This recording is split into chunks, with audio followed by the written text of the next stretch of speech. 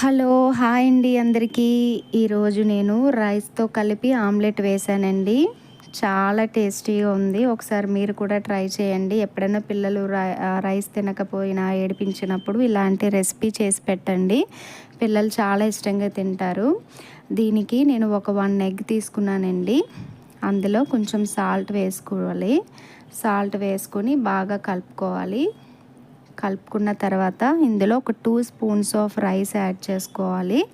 ఎక్కువ యాడ్ చేసుకున్నా కూడా ఆమ్లెట్ అంత టేస్టీగా ఉండదు.